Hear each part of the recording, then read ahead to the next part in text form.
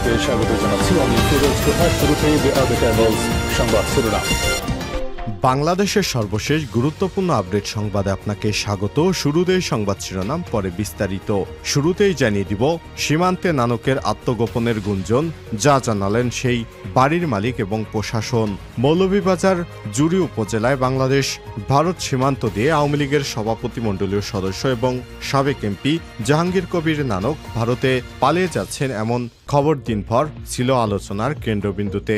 সামাজিক যোগাযোগ মাধ্যম সহ বিভিন্ন মাধ্যমে ছড়িয়ে পড়া এ খবরের সত্যতা জানতে পুলিশ অভিযান শুরু করে। অভিযানে নেতৃত্ব দেন মৌলভীবাজারের police super MKH Jahangir Hossain. এরপর জানিয়ে দিব যাত্রাবাড়ী থানার সাবেক ওসি গ্রেপ্তার। ঢাকা মহানগর পুলিশ ডিএমপির যাত্রাবাড়ী থানার সাবেক ওসি আবুল হাসানকে গ্রেপ্তার করেছে পুলিশ।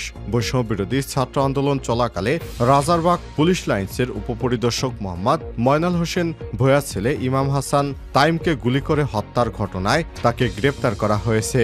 আজ কক্সবাজারের পুলিশ সুপার মোহাম্মদ রহমতুল্লাহ বিষয়টি নিশ্চিত করেছেন। এবারে জানাবো আন্তর্জাতিক গণতন্ত্র দিবস, ঢাকায় বিএনপির গণসমাবেশ মঙ্গলবার। আন্তর্জাতিক গণতন্ত্র দিবস উপলক্ষে মঙ্গলবার 17 সেপ্টেম্বর রাজধানীতে গণসমাবেশ করবে বিএনপি। এদিকে অনলাইন জুয়াকাণ্ডে আলোচিত সেই পুলিশ কর্মকর্তা ফের মেহেরপুরে। রাশিয়া থেকে দেশে পরিচালিত হচ্ছে বিভিন্ন অনলাইন জুয়ার সাইট এবং অ্যাপ। তাদের এজেন্টের মাধ্যমে মেহেরপুর জেলা শহর থেকে প্রত্যন্ত গ্রাম পর্যন্ত এই চিত্র দেখা যাচ্ছে। মহামারীর মতো ছড়িয়ে পড়ে সব জুয়ার সাইট এবং অ্যাপস ব্যবহার করে প্রত্যেক এজেন্টের মাধ্যমে মাসে 3 থেকে 4 কোটি টাকা বিদেশে পাচার হয়ে যাচ্ছে। অতি সম্প্রতি সব কর্মকাণ্ডে জড়িত এক পুলিশ কর্মকর্তার ফোন কল রেকর্ড কালবেলায় প্রকাশিত হয়, যাতে আলোচিত অতিরিক্ত police super ASP Ajmal Hossain এবং তার এক অধস্তন সহকর্মী SI সাহেব আলীকে কথা বলতে শোনা যায়। সেখানে পুলিশ কর্মকর্তা আজমল হোসেন নিজেকে অনলাইন জুয়া চ্যানেলের একচ্ছত্র মালিক বলে দাবি করেন। এই ঘটনায় জেলা জুড়ে ব্যাপক প্রতিক্রিয়া সৃষ্টি হয়েছে। তবে সবকিছু পেছনে ফেলে 11 সেপ্টেম্বর পুলিশ সদর দপ্তরে এক প্রজ্ঞাপনে প্রায় বছর খানেকের আগে মেহেরপুর থেকে মৌলভীবাজারে বদলি হয়ে যায় সমালোচিত এই ASP মোহাম্মদ আজমল হোসেনকে পুনরায় মেহেরপুরে সদর সার্কেলে প্রদান করা হয়েছে।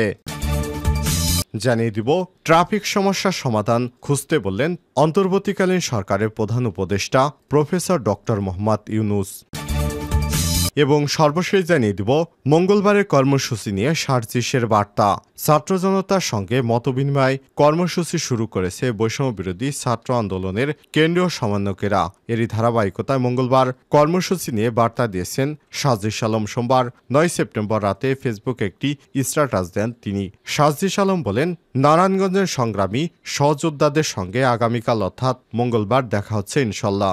স্ট্যাটাসে তিনি সাক্ষাৎকারের সময় স্থান জানিয়েছেন বিকাল 3টায় পৌর স্টেডিয়াম নারায়ণগঞ্জ। এর আগে রোববার থেকে ছাত্র জনতার সঙ্গে মতবিনিময় শুরু করেন আন্দোলনের সমন্বয়কেরা। এদিন সমন্বয়ক হাসনাত আবদুল্লাহ চট্টগ্রাম এবং মুন্সিগঞ্জ যান সাজিস আলম। এদিকে সোমবার নরসিংদীতে ছাত্র নাগরিকের মতবিনিময় সভা এবং সমাবেশের আয়োজন করা হয়। তবে মতবিনিময় সভা এবং সমাবেশ না করেই ঢাকায় ফিরেন সাজিস আলম। প্রিয় দর্শক, এতক্ষণ শুনছিলেন সংবাদ শিরোনাম, এবারে বিস্তারিত। তবে তার আগে বন্ধুরা, অনুরোধ থাকবে সংবাদটিতে একটি লাইক দিন। এই চ্যানেলে আপনি নতুন হয়ে থাকলে আমাদের সংবাদটি দেখতে দেখতে চ্যানেলটি সাবস্ক্রাইব করে রাখুন। কমেন্ট করে আপনার মূল্যবান মতামত জানিয়ে দিন বন্ধুরা, আপনি বিশ্বের কোন দেশ থেকে বা বাংলাদেশের কোন স্থান থেকে আমাদের সংবাদটি দেখছেন এবং শুনছেন। এবারে বিস্তারিত। সীমান্তে নানকের আত্মগোপনের গুঞ্জন, যা জানালেন সেই বাড়ির মালিক এবং প্রশাসন। আর সোমবার 16 সেপ্টেম্বর দুপুরের পর সামাজিক যোগাযোগ মাধ্যমে প্রচার হতে শুরু করে জাহাঙ্গীর কবির নানক জুরি শহরের একটি বাসায় অবস্থান করছেন। সেখানে আত্মগোপনে রয়েছেন তিনি। সেখান থেকে তিনি ভারতে পালিয়ে যাওয়ার পরিকল্পনা করছেন। এরপরই তল্লাশি অভিযানে নামে পুলিশ। এ সময় স্থানীয় হাজারো জনতা সীমান্ত এলাকায় অবস্থান করতে শুরু করে। স্থানীয়রা জানায়, দুপুরে আমরা খবর পাই জুরি শহরের গরুর বাজার এলাকার ঢাকা ইলেকট্রনিক্সের মালিক সাজিদের বাসায় অবস্থান করছেন জাহাঙ্গীর কবির নানক। এই সংবাদ প্রচারিত হওয়ার পর আমরা সেখানে খোঁজ নেই। পুলিশের তল্লাশিও চলে, কিন্তু তাকে পাওয়া যায়নি।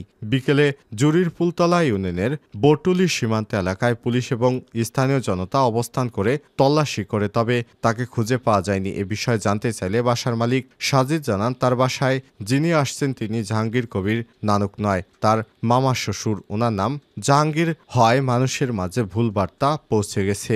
বিষয়টি মৌলভীবাজারের police super MKH Jahangir Hossain বলেন, তাকে খুঁজে পেলে সবাই জানতে পারতেন, যেহেতু খুঁজে পাওয়া যায়নি তাই খবরটি বলা যায় ভুয়া। যাত্রাবাড়ী থানার সাবেক ওসি গ্রেপ্তার। ঢাকা মহানগর পুলিশ ডিএমপির যাত্রাবাড়ী থানার সাবেক ওসি আবুল হাসানকে গ্রেপ্তার করেছে পুলিশ। বৈষম্যবিরোধী ছাত্র আন্দোলন চলাকালে রাজারবাগ পুলিশ লাইন্সের উপপরিদর্শক মোহাম্মদ ময়নাল হোসেন ভূঁইয়ার ছেলে ইমাম হাসান তাইমকে গুলি করে হত্যার মামলায় তাকে গ্রেপ্তার করা হয়েছে। কক্সবাজারের পুলিশ সুপার মোহাম্মদ রহমতুল্লাহ বিষয়টি নিশ্চিত করে বলেছেন, সোমবার 16 সেপ্টেম্বর ডিএমপির অনুমতিক্রমে তাকে কক্সবাজারের টেকনাফ থানা পুলিশ গ্রেপ্তার করে। এ বিষয়ে জানতে চাইলে ঢাকা মহানগর পুলিশ ডিএমপির অতিরিক্ত কমিশনার ডিবি রেজাল করিম মল্লিক ঢাকা পোস্টকে বলেছেন, যাত্রাবাড়ী থানার সাবেক ওসি আবুল হাসানের বিরুদ্ধে যাত্রাবাড়ী থানাতেই মামলা রয়েছে। সেই মামলায় টেকনাফ থানা পুলিশ তাকে গ্রেপ্তার করেছে। যোগাযোগ করা হলে টেকনাফ থানার ওসি আব্দুল্লাল মামুন গণমাধ্যমকে বলেছেন, ডিএমপির যাত্রাবাড়ী থানার দায়ের হওয়া হত্যা মামলায় তদন্তকারী কর্মকর্তা এবং সংশ্লিষ্ট কর্তৃপক্ষের অনুমতি সাপেক্ষে এবং কক্সবাজারের জেলা পুলিশের নির্দেশনায় টেকনাফ এপিবিএনে কর্মরত আবুল হাসানকে গ্রেপ্তার করা হয়েছে। তাকে ঢাকা মহানগর পুলিশে হস্তান্তরের বিষয়টি প্রক্রিয়াধীন। উল্লেখ্য, গত 5 আগস্ট হাসিনার পদত্যাগ এবং দেশ ত্যাগের মধ্য দিয়ে আওয়ামী লীগ সরকারের পতনের পর পুলিশে ব্যাপক রদবদল শুরু হয়েছে। যাত্রাবাড়ী থানার দায়িত্ব থেকে সরিয়ে এপিবিএন টেকনাফে বদলি করা হয়েছিল যাত্রাবাড়ির সাবেক ওসি আবুল হাসানকে। ঢাকায় বিএনপির গণসমাবেশ মঙ্গলবার। আন্তর্জাতিক গণতন্ত্র দিবস উপলক্ষে মঙ্গলবার 17 সেপ্টেম্বর রাজধানীতে গণসমাবেশ করবে বিএনপি। নয়াপল্টনে দলের কেন্দ্রীয় কার্যালয়ের সামনে দুপুর 2:30টায় এই সমাবেশ শুরু হবে। বিএনপির মহাসচিব মির্জা ফখরুল ইসলাম আলমগীর সভাপতিত্বে এতে প্রধান অতিথি হিসেবে থাকবেন দলের ভারপ্রাপ্ত চেয়ারম্যান তারেক রহমান। গণসমাবেশে তিনি লন্ডন থেকে ভার্চুয়ালি সংযুক্ত হয়ে দেশ পুনর্গঠনের বার্তা দেবেন বলে জানিয়েছে বিএনপির নেতারা। এছাড়াও দলের নেতাকর্মীদের জন্য দিকনির্দেশনা থাকবে সমাবেশ থেকে। দলের ঢাকা মহানগর ছাড়াও ঢাকা বিভাগের বিভিন্ন জেলা থেকে নেতাকর্মীরা এই গণসমাবেশে যোগ দিবেন।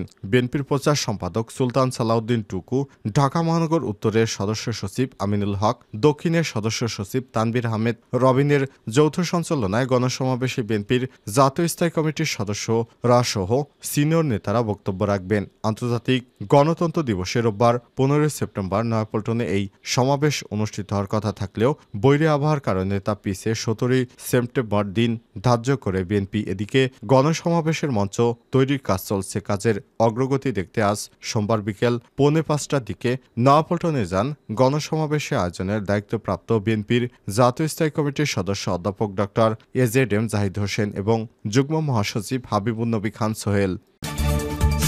ট্রাফিক সমস্যা সমাধান খুঁজতে বললেন অন্তর্বর্তীকালীন সরকারের প্রধান উপদেষ্টা প্রফেসর ডক্টর মোহাম্মদ ইউনুস। সোমবার 17 সেপ্টেম্বর ঢাকা মেট্রোপলিটন পুলিশের শীর্ষ কর্মকর্তা এবং বাংলাদেশ প্রকৌশলী বিশ্ববিদ্যালয় বুয়েটের 2 ট্রাফিক সিস্টেম বিশেষজ্ঞদের সঙ্গে বৈঠকে প্রধান উপদেষ্টা এসব কথা বলেন।